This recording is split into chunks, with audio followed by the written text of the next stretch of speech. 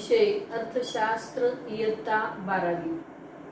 आपण 5व्या प्रकरणाचा अभ्यास करत आहोत। त्याचं नाव आहे बाजाराचे प्रकार। बाजाराच्या प्रकारामध्ये या बाजाराचं वर्गीकरण करत असताना आपण स्पर्धेनुसार बाजाराचे वर्गीकरण हा तिसरा प्रकार पाहत होतो। यामध्ये पूर्ण स्पर्धा आणि अपूर्ण स्पर्धा असे दोन प्रकार असतात। पूर्ण स्पर्धेचा बाजार आणि अपूर्ण स्पर्धेचा बाजार। तर अपूर्ण स्पर्धेच्या बाजारामध्ये पहिला प्रकार आपण अभ्यास केलेला आहे मक्तेदारी। मक्तेदारीचा बाजार कसा असतो, त्याची वैशिष्ट्ये काय आहेत हे आपण अभ्यास केलं। यामध्ये आपल्याला दुसरा प्रकार आज पाहायचा आहे अल्पाधिकार। अल्प म्हणजे छोटा। या अल्पाधिकार याला इंग्रजी म्हणतात ओलिगोपोली। आता हा जो शब्द आहे तर तो शब्द कुठून आलेला आहे, त्याची उत्पत्ती कशी झालेली आहे, तर या शब्दाची उत्पत्ती ही ग्रीक भाषेतून झालेली आहे। तर या शब्दाची जर फोड केली ओलिगोई आणि पॉलिस असे दोन शब्द तयार होतात। या दोन शब्दापासून ओलिगोपोली हा शब्द म्हणजे अल्पाधिकार हा शब्द तयार झालेला आहे। आता या शब्दाचा अर्थ काय होतो, अल्पसंख्य म्हणजे काय, ज्यांची संख्या कमी आहे। अल्प म्हणजे काय, कमी, आणि संख्या म्हणजे काय, संख्या। या अल्पसंख्या असा याचा अर्थ होतो। तर पॉलिस या शब्दाचा अर्थ होतो विक्रेता। म्हणजे अल्पाधिकार या शब्दाला ऑलिगोपॉली असं म्हणतात आणि याचा अर्थ होतो अल्पसंख्या आणि विक्रेता म्हणजे विक्रेत्यांची अल्पसंख्या असणे। याचा अर्थ काय, कमी विक्रेते असणे।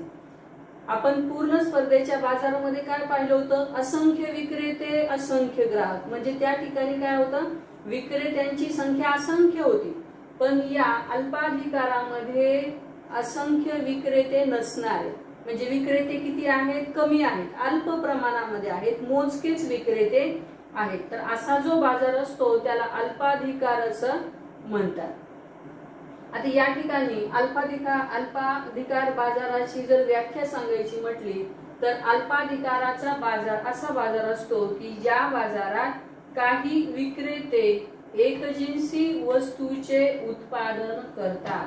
बघा, ज्या बाजारामध्ये काही विक्रेते म्हटलंय, असंख्य म्हटलंय का, नाही, काही विक्रेते एकजिन्सी वस्तूचे उत्पादन करतात। आता एकजिन्सी वस्तू म्हणजे काय, तर एक समान वस्तू। म्हणजे हे जे मोजके विक्रेते आहेत, काही विक्रेते आहेत, ते ज्या वस्तूचं उत्पादन करतात त्या सगळ्या सारख्या असणार आहेत। तर अशा प्रकारे एकजिन्सी वस्तूचे उत्पादन काही विक्रेते ज्या बाजारामध्ये करतात त्या बाजाराला अल्पाधिकार असं म्हणतात। याचं उदाहरण जर तुम्हाला पाहायचं असेल तर उदाहरण आहे मोबाईल सेवा पुरवणारे। म्हणजे देशामध्ये मोबाईलची सेवा पुरवणारे हे मोजकेच विक्रेते आहेत, असंख्य नाहीयेत। त्याचप्रमाणे दुसरं उदाहरण सुद्धा आपल्याला देता येईल सिमेंट कंपनी।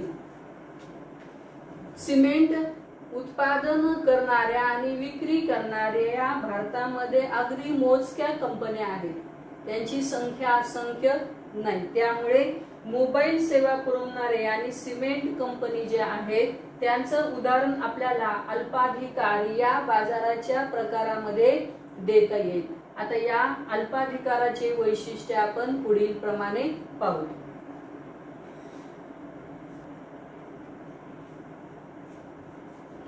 अल्पाधिकाराची वैशिष्ट्ये आपल्याला काही पाहता येतील। यामध्ये पहिलं वैशिष्ट्य आहे काही विक्रेते।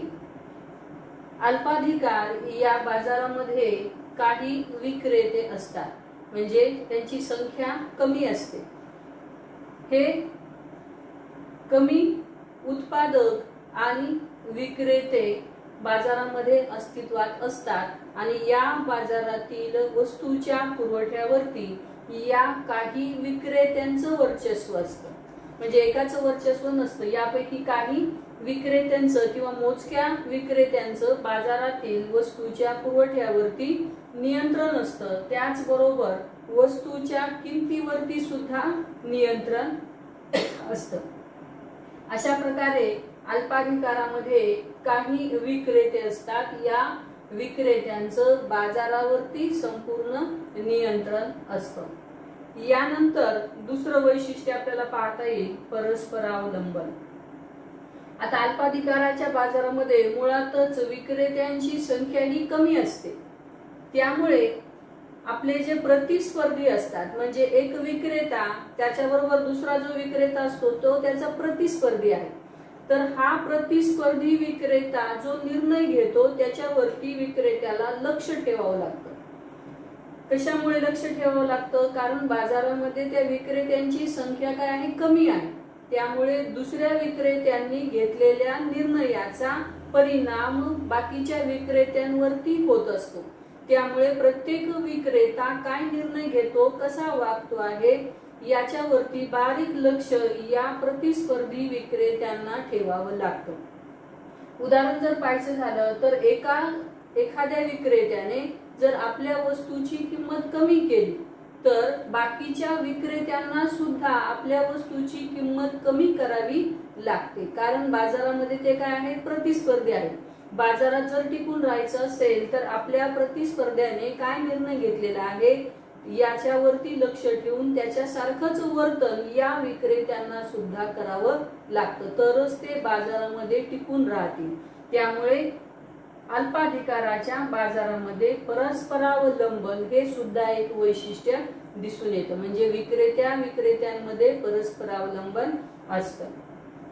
अल्पाधिकाराचं तिसरं वैशिष्ट्य सांगता येईल जाहिरात। आता जाहिरात म्हणजे काय हे सगळ्यांना माहिती आहे। बाजारामध्ये वस्तू विक्री व्हावी किंवा बाजारामध्ये जास्तीत जास्त वस्तू आपल्याच विकल्या जाव्यात याच्यासाठी प्रत्येक विक्रेता आपल्या वस्तूची जाहिरात करत असतो। वेगवेगळ्या मार्गाने वेगवेगळ्या प्रकारच्या जाहिराती बाजारामध्ये तो करत असतो, त्यामुळे काय होतं, बाजारावरती किंवा बाजारामध्ये जास्तीत जास्त वस्तू विकली जाते आणि बाजारावरती त्या विक्रेत्याचं नियंत्रण येत असतं। त्यामुळे अल्पाधिकाराच्या बाजारामध्ये जास्तीत जास्त प्रभावी आकर्षक जाहिरात करण्यावरती भर दिला जातो आणि बाजारावरती आपला अधिकार किंवा बाजार नियंत्रण करण्याचा प्रयत्न या जाहिरातीमधून केला जातो। त्यानंतर अल्पाधिकाराचं चौथं वैशिष्ट्य सांगता येईल प्रवेशावरती निर्बंध। याचा निर्बंधचा अर्थ काय होतो, बंधने। आता प्रवेश म्हणजे काय, एंट्री करणे, कुठे एंट्री करायची आहे, कुठे प्रवेश करायचा आहे, बाजारामध्ये। आता या बाजारामधील प्रवेशावरती बंधन असणार आहे, याचा अर्थ काय होतो, तर विक्रेत्याला बाजारामध्ये प्रवेश करण्यासाठी बंधन असणार आहे। आता बाजारातून बाहेर पडायचं असेल तर केव्हाही पडू शकतात, त्याच्यावरती काही निर्बंध नाही, पण बाजारात प्रवेश करायचा याचा अर्थ काय होतो की कोणत्याही वस्तूचं उत्पादन करायचं म्हणजे बाजारात प्रवेश करायचा आहे। तर अशा प्रकारे उत्पादन करण्यासाठी आणि विक्री करण्यासाठी बंधन आहे, एक बंधन लावलेले।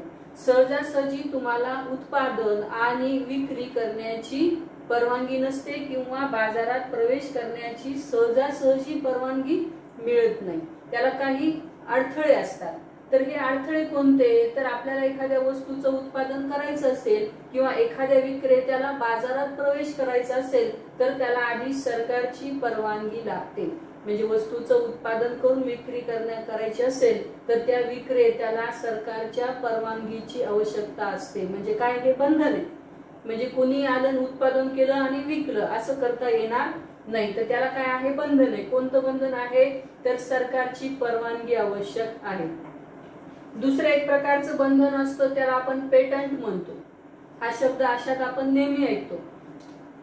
तर पेटंट याचा अर्थ काय होतो, तर विशिष्ट कालावधीसाठी विशिष्ट वस्तूचं उत्पादन करण्यासाठी आणि विक्री करण्यासाठी कायद्याने मान्यता दिली जाते। म्हणजे एखाद्या व्यक्तीला एखाद्या वस्तूचं उत्पादन करायचं असेल आणि त्यांनी त्या वस्तूचा शोध लावलेला असेल तर विशिष्ट काळामध्ये त्या वस्तूचं उत्पादन करण्याची त्याला कायद्याने परवानगी दिली जाते, त्याला पेटंट असं म्हणतात। म्हणजे काय, एखाद्या उत्पादकाला किंवा विक्रेत्याला बाजारात प्रवेश करायचा असेल तर त्याला बंधनं असतात. कोणत्या बाजारामध्ये?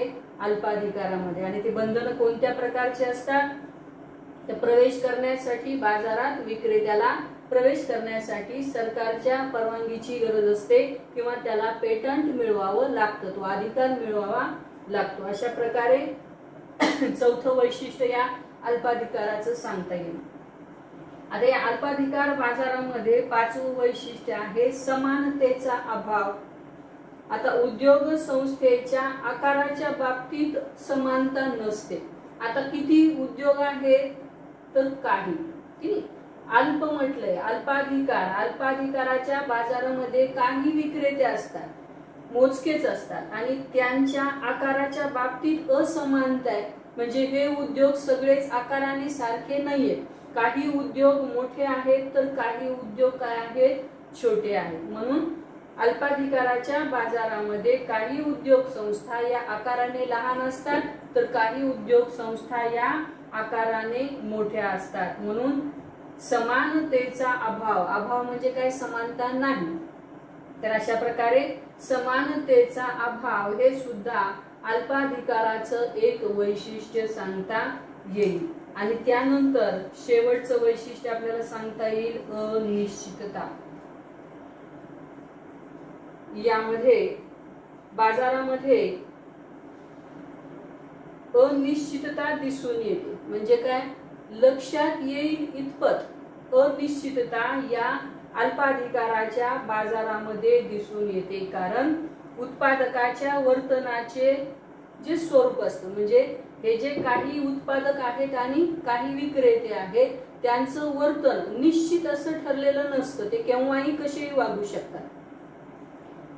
याचं उदाहरण जर घ्यायचं झालं तर प्रतिस्पर्धी उद्दिष्टांच्या बाबतीत हे जे उत्पादक असतात ते कधी कधी एकत्र येऊन एकमेकांशी हात मिळवणी करून एकमेकांना मदत पण करतात. आणि त्यांना जर वाटलं तर कधी कधी ते एकमेकांशी स्पर्धा सुद्धा करतात, म्हणजे विरोधामध्ये.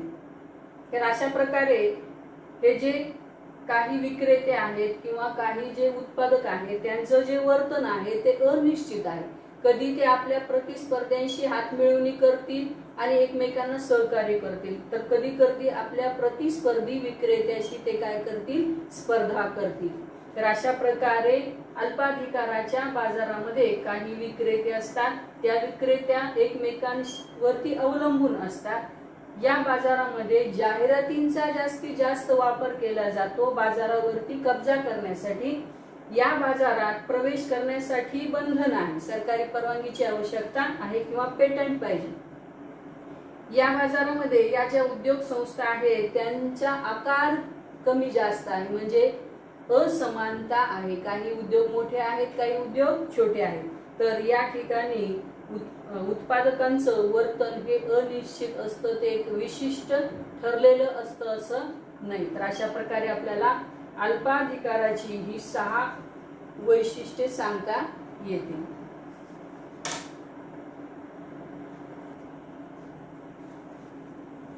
तुम्हाला हा प्रश्न सोडवायचा आहे. खाली दिलेल्या उत्पादनाला जवळचा पर्याय शोधा. हे तुम्हाला काही उत्पादनाची नाव दिलेले आहे, तर त्याला पर्यायी वस्तू कोणती आहे त्याचं नाव लिहायचं आहे. जेमिनी तेल. आता जेमिनी ही कंपनी आहे, तर तेल विकणारी दुसरी कोणती कंपनी आहे ती तुम्हाला लिहायची आहे. कोलगेट टूथपेस्ट म्हणजे दात घासायचं पेस्ट आहे, त्याचं नाव काय? कंपनीचं कोलगेट. तर अशीच टूथपेस्टची दुसरी कंपनी कोणती आहे त्याचं नाव लिहायचं आहे रेड लेबल चहा. आता ही चहा आहे, त्याच्या कंपनीचं नाव आहे रेड लेबल.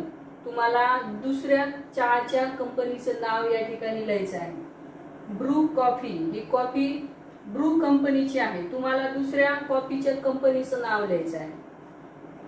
ऍक्टिवा दुचाकी म्हणजे ऍक्टिवा गाडी आहे 2 चाकी, त्यासारखी दुसरी कोणती कंपनी आहे जिची दुचाकी विकली जाते. तर अशा प्रकारे तुम्हाला पर्यायी वस्तू लिहायची आहे. चहाला चहाचीच कंपनी, टूथपेस्टला टूथपेस्टचीच कंपनी लिहायची, तेलाला तेलाचीच कंपनी लिहायची आहे, कॉफीला कॉफीचीच दुसरी कंपनी लिहायची आहे आणि दुचाकीला दुसरी दुचाकी कंपनी लिहायची. ह्या पर्यायी वस्तू आहेत. पर्यायी आणि पूरक वस्तू याच्यामध्ये फरक असतो. पर्याय म्हणजे याला दुसरा पर्याय उपलब्ध असतो, और आपण म्हणतो ना हे किंवा ते, त्याला पर्यायी म्हणतात. आणि पूरक वस्तू वेगळ्या असतात. चहा बनवायचा असेल तर चहा, पत्ती आणि साखर या पूरक वस्तू आहेत. गाडी चालवायची असेल तर गाडी आणि पेट्रोल ह्या पूरक वस्तू आहेत. लिहायचं असेल तर वही आणि पेन या पूरक वस्तू आहेत. पण पर्यायी म्हणजे काय असतं, कम्प्लीट त्याला दुसरा पर्याय उपलब्ध असतो. म्हणून पर्यायी वस्तूंची यादी तुम्हाला या ठिकाणी करायची आहे. या वस्तूंना कोणता पर्याय उपलब्ध आहे ते तुम्हाला या ठिकाणी लिहायचं आहे. तर हे तुम्ही वहीमध्ये सोडवून ठेवा की या उत्पादनाला पर्यायी उत्पादन कोणतं आहे किंवा या पर्यायी वस्तूला दुसरी पर्यायी वस्तू कोणती आहे ते तुम्हाला लिहायचं आहे.